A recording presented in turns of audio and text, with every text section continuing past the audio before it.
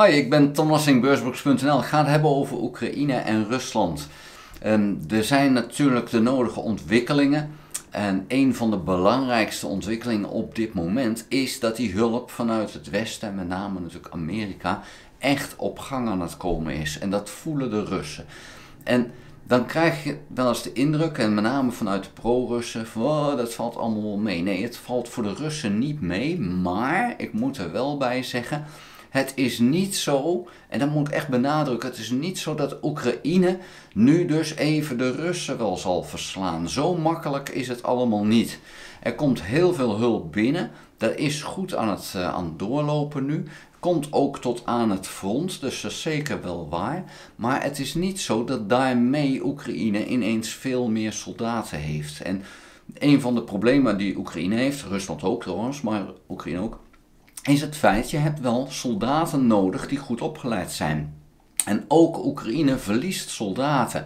Veel minder dodelijk dan bij Rusland. De Oekraïne heeft vooral veel gewonden. Maar het zijn wel ervaren mensen die wegvallen, al is het maar tijdelijk soms. Maar er moeten dan wel weer nieuwe komen. Dus er is een enorme opleidingsslag steeds gaande. En het kost moeite om meer dan het verlies goed te maken. En vandaar dus dat het niet zo is dat Oekraïne nu Rusland wel eventjes zal verslaan. Zo makkelijk is het gewoon simpelweg niet. Daarbij is het zo dat Rusland gewoon ongelooflijk veel materieel heeft. Ook veel soldaten. Er zijn minstens 500.000 Russische soldaten in Oekraïne. Maar ze hebben natuurlijk veel materieel. We zien wel dat de Russen steeds ander materieel moeten gaan gebruiken. In plaats van infanterievoertuigen hebben ze golfkarretjes en hebben ze motoren.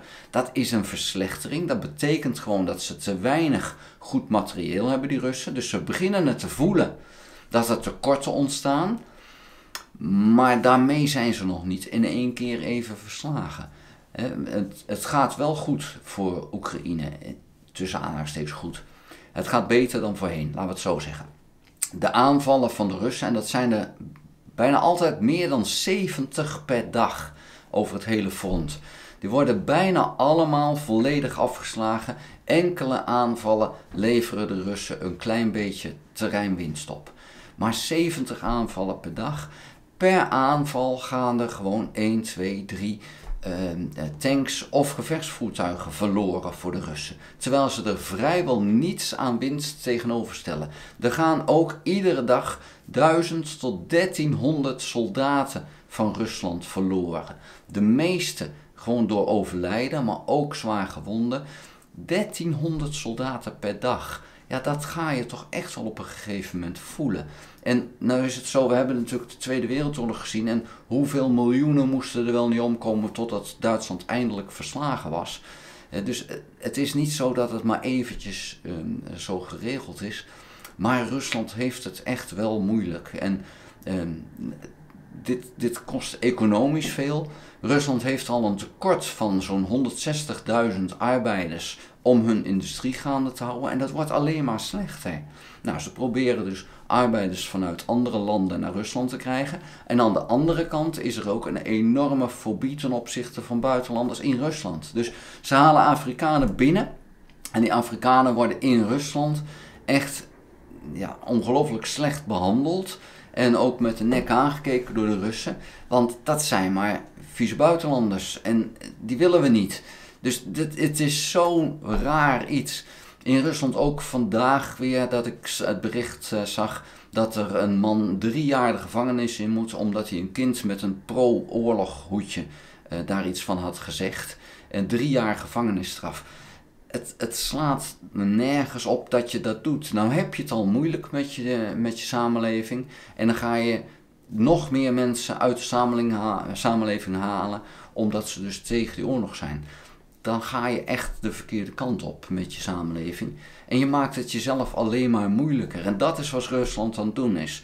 Het is niet zo dat Oekraïne Rusland verslaat. Nee, Rusland verslaat Rusland. En dat is hetzelfde met China en Amerika.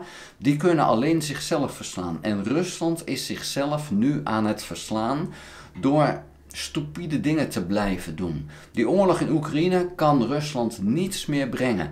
Die oorlog mogen ze niet winnen. Amerika staat het niet toe dat ze die oorlog zullen winnen. Dat is een terechte reden dat het zo is, want zou Rusland wel winnen, dan gaat Rusland met die Oekraïners die ze dan overwonnen hebben, Europa lastigvallen. Dan gaan ze verder. Dus dat moet je niet willen. Dus Rusland moet tegenhouden. Dat is al een feit. Nou, dan is dus het volgende punt. Ja, maar wat dan? Ja, daar zit dus echt wel een punt in. Rusland kan niet winnen. Weet dat ook. Stop dan die oorlog, zou je zeggen. Dat doen ze niet. Ja, dan is dus de vraag. Hoe gaan we dan verder? Nou, Amerika wil niet dat Rusland compleet verslagen wordt en uit elkaar valt. Dat willen ze niet. En de reden is dat als Rusland snel uit elkaar zou vallen, een interne burgeroorlog daar ontstaat, dan zijn daar kernwapens. Die kernwapens zouden dan binnen Rusland al gebruikt kunnen worden vanwege die fracties die elkaar aanvallen. Ook dat is gevaarlijk voor de wereld. Wat we ook niet willen is dat in Rusland Poetin af wordt gezet door een havik, door iemand die nog meer oorlog wil. Want die gaat misschien wel kernwapens inzetten, want ik denk dat die oorlog wel kan winnen. Dus dat wil je ook niet. Het is heel lastig hoe dus deze oorlog beëindigd kan worden. Die kan alleen maar beëindigd worden door Rusland in feite. Want alle andere scenario's hebben het tot gevolg dat er iets gaat gebeuren wat we niet willen hebben. Dus Rusland moet dat beëindigen. Poetin zou dat dan moeten doen, maar is daar niet toe genegen, tot nu toe. Ja, dan is dus de vraag wanneer dan wel. Maar blijft het feit dat Rusland moet verslaan. Want Oekraïne kan het niet. Wat Oekraïne misschien kan, misschien over een paar jaar, is de Russen uit Oekraïne weghalen. Maar daarmee is de oorlog niet voorbij. Die oorlog kan echt alleen maar door Rusland beëindigd worden. Niet anders.